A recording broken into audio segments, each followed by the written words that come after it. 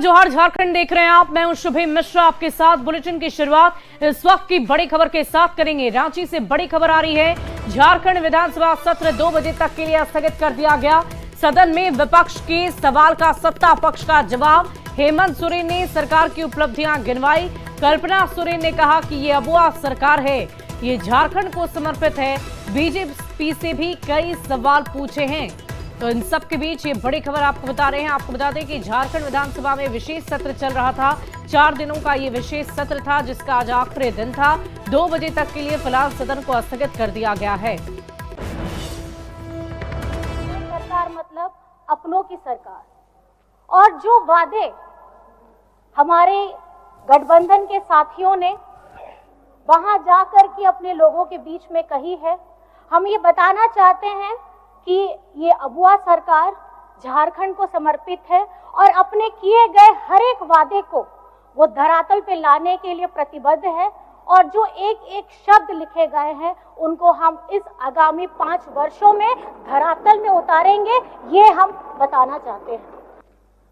हम सब जानते हैं अध्यक्ष महोदय, पूरा देश जानता है कि झारखंड देश का सबसे पिछड़ा राज्य है और यहां पर सबसे अधिक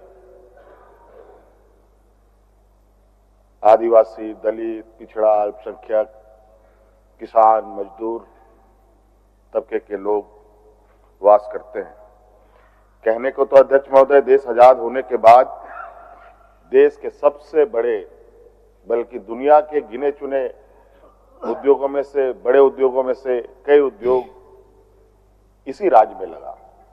वहीं जेएमएम विधायक प्रदीप यादव ने जातिगत जनगणना की मांग सदन में रखी। हेमंत सरकार की उपलब्धियों को गिनवाया और कहा कि हेमंत सोरेन पर जनता का विश्वास है। विपक्ष पर उन्होंने जमकर हमला बोला और कहा कि राज्य को दंगों में झोंकने की कोशिश हुई। बॉर्डर की सुरक्षा की जिम्मेदारी किसकी है? घुसपैठ का नारा देते हैं, कभी मणिपुर नहीं गए। भाई हमने जो कहा, हमने उसे कर दिखाया, तब तो जनता ने मेरे ऊपर विश्वास व्यक्त किया और हमें मुहर लगाया और हम 44 से 54 आए। आप पर विश्वास नहीं व्यक्त किया, आप 24 पर घट के चले गए। अगर इस तरह की उटपटांग बातें आपकी निकलेगी तो यहां से बाहर हो जाइएगा, कोई बचाने वाला नहीं होगा। जनता ये विश्वास हम पर करती है, इस सरकार पर करती है। अध्यक्ष महोदय, घुसपैठिया क्या है? जरा घुसपैठिया की बात कहने वालों से पूछिए, बॉर्डर की सुरक्षा किसके जिम्मे है? अध्यक्ष महोदय, ये मां की बेटी रोटी का नारा दिया इन्होंने। मणिपुर कभी नहीं गए इनके अमित शाह जी, गृह मंत्री जी।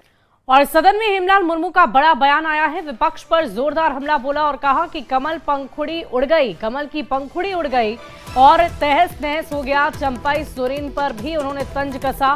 कहा चंपाई सोरेन को पता नहीं कौन सा भूत लगा, उधर भाग गए। हम 10 साल उधर रहकर आए हैं, आप भी 10 साल बाद आइएगा। बीजेपी आदिवासी को नहीं समझ पा रही और न आदिवासी बीजेपी को समझ रहे हैं।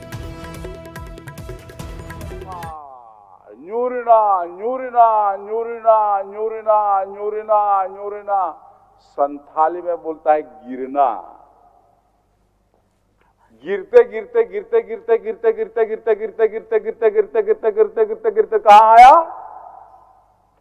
खजूर में भी नहीं अटका। जनता के नजर में लोग रिडक्शन माल हो गया। इसीलिए यहां माननीय मुख्यमंत्री, शेरे दिल मुख्यमंत्री और झारखंड की नेत्री कल्पना जी, जो माननीय सदस्य गांडे से हैं, ये लोग के आंधी में भारतीय जनता पार्टी का जो कमल फूल है वो मुरझाएगा क्या? वो पंखुड़ी उसका तार तार हो गया और पंखुड़ी उड़ गया, तहस नहस हो गया। इतना अच्छे दोस्त थे हमारे छोटे भाई चंपाई सोरेन जी, किधर से इसको कौन सा भूत लगा, ये आखिर भाग गया उधर।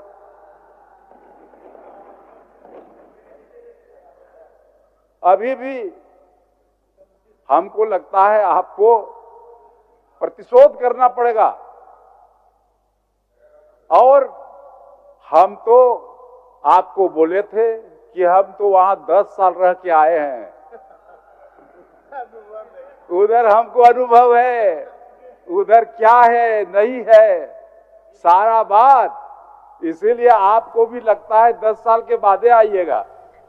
और हेमलाल मुर्मू के बयान पर सदन में जमकर हंगामा हुआ। नीरा यादव ने कहा जनादेश स्वीकार पर अपमान स्वीकार नहीं, हेमलाल मुर्मू माफी मांगे। वहीं बाबूलाल मरांडी ने भी जमकर हमला बोला। महिला सदस्य भी बैठी है महोदय, जनादेश को हम स्वीकार करते हैं, उसका मतलब हम अपमानित महसूस नहीं कर रहे हैं महोदय, हम स्वाभिमान के साथ जीना चाहते हैं। अगर कोई भी सदस्य महिलाओं के प्रति अपमान करेगा महोदय, ये कदापि बर्दाश्त नहीं करेंगे। और जब तक माननीय सदस्य माफी नहीं मांगते हैं, हम नहीं बैठेंगे।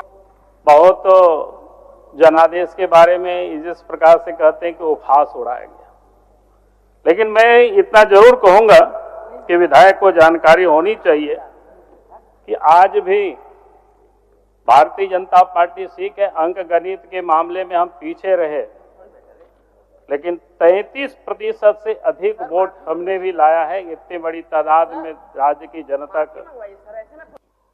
जो जिन मुख्यमंत्रियों का नाम लिए, जो कि यह सदन में लोग नहीं है, बाहर है, लेकिन लगता है कि उनका खौफ आज भी सरकार पर साफ साफ दिखा। जहां 35% एसटी थे, 35% से अधिक थे, वहीं पर 2011 में मात्र 26% है झारखंड में। आखिर हमारी आबादी कहां कम हुई? उसी प्रकार से अगर संथाल परगना को थोड़ा अलग करके देखते हैं तो 1951 में 44.67% आदिवासियों की आबादी थी और वहां मात्र 28% आबादी है 2011 के सेंसस में। अगर 2021 में सेंसस हो गया होता तो पता नहीं है कहां और कितना कम होंगे। और इस पूरी खबर की अधिक जानकारी के साथ न्यूज 18 संवाददाता अविनाश हमारे साथ लाइव जुड़ चुके हैं। सीधे उनका रुख करूंगी। अविनाश, आज ये आखिरी दिन था विधानसभा के विशेष सत्र का, क्या क्या सदन के पटल पर बातें रखी गई जो महत्वपूर्ण रूप से दर्शकों के लिए जानना जरूरी है, झारखंड की जनता के लिए जानना जरूरी है? नहीं, देखिए, आज चौथा और अंतिम दिन है और अंतिम दिन राज्यपाल के अभिभाषण पर ही चर्चा हुई है। और उसमें अगर चाहे वो विपक्ष के सदस्यों के द्वारा जो बातें कही गई हों या फिर सरकार के तरफ से भी अगर सदन के नेता ने जो बातें रखी हैं, मूल रूप से उसी पर अगर हम कहें कि जिस तरह से सवाल उठाए गए कि जो राज्यपाल के अभिभाषण हैं, उस अभिभाषण को एक तरफ सत्ताधारी दल के जितने भी विधायक थे या फिर अगर हम मुख्यमंत्री की भी बात कर लें तो उन्होंने साफ तौर पे कहा कि ये जो हम कह रहे हैं वही हम करने वाले हैं और इसे सरकार के आने वाले समय में जो कार्य नीति है उस रूप में देखना चाहिए। हेमंत सोरेन ने एक बड़ी बात यह भी कही है कि पिछले जो 2019 में जब गठबंधन वाली सरकार बनी थी उस वक्त जो हमने नींव डाला है अब उस पर जो है वो इमारत खड़ी होगी। मतलब उनका ये कहना है कि उन्होंने एक रोड मैप तैयार कर लिया है कैसे काम करना है और राज्यपाल का जो अभिभाषण रहा उसी के इर्द गिर्द रहा है। दूसरी तरफ अगर आप बात करें, चाहे वो बाबूलाल मरांडी की बात कर लें या दूसरे सदस्यों की भी बात कर लें या फिर अगर हेमलाल मुर्मू बोलते बोलते जो बात वो असंसदीय अगर हम कहें जिसको स्पंज कर दिया गया उस मुद्दे को अगर आप देखें तो नीरा यादव जो है, बीजेपी की नीरा यादव बहुत नाराज दिखी और उन्होंने कहा कि यहाँ पर सदन के अंदर में 12 महिला विधायक हैं और कुछ बोलने से पहले सोचना चाहिए।